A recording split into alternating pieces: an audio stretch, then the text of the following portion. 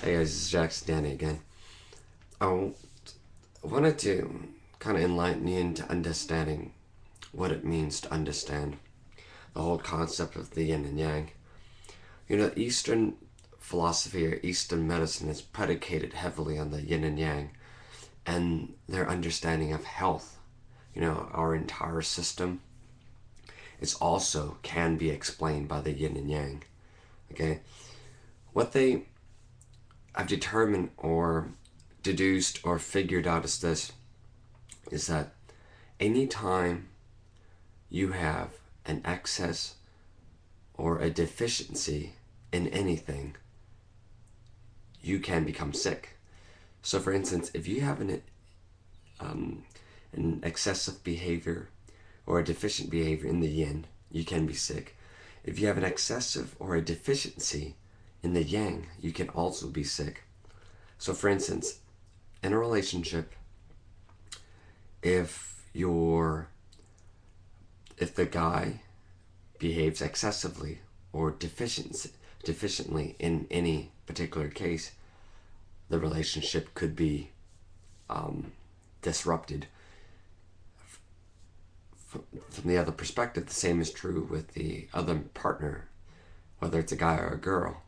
If she behaves excessively or deficiently in any of those departments as well, the relationship can be disrupted. Okay? So it's a constant push and pull between two people in that particular relationship.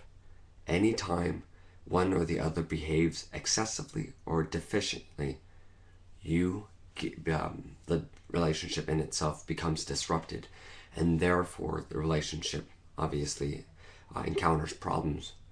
All right, the same is true with us. If we are behaves excessively or deficiently in anything, we create sickness within ourselves. And so the entire Eastern philosophy and Eastern medicine revolves around that particular case.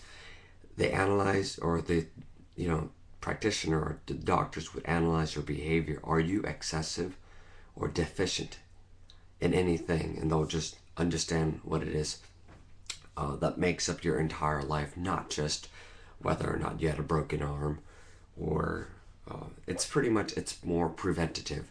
They'll tell you ahead of time, if you were to practice anything, maintain a good balance, never go over the top, don't chase money too much, don't pull too much, don't push too much. And that's all it is in their understanding of medicine. And it's quite simple to understand. Okay? That takes me to the second part. The same is true with our galaxy. Like, our galaxy works on this push and pull relationship. Okay? The Earth constantly pushes us away as well as pulling us back. The push aspect is called levitation. The pull aspect is called gravity or gravitation. The same is true with the sun. The sun is always pulling the earth and pushing the earth away. The same is true with earth in response to the sun. So the push and pull from both sides creates what we call a rotation, if you will, or a separation between the earth and the sun. If there's too much pull from the sun, the earth would be swallowed by the sun. The same is true with the earth. If there's too much levitation away from the sun, right, you'd virtually have no heat, and therefore you'd kind of burn up, or you'd freeze up sitting too far away in space from the sun. Okay, same thing from the sun's perspective. The sun's pushing the earth too far away. You have a problem. Okay, so you get the whole idea.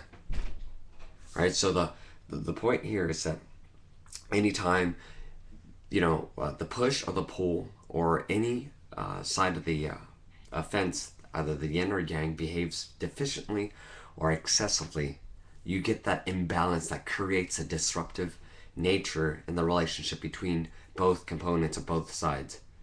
And therefore you would encounter sickness. That's in reference to health, or disruptive nature in reference to anything else.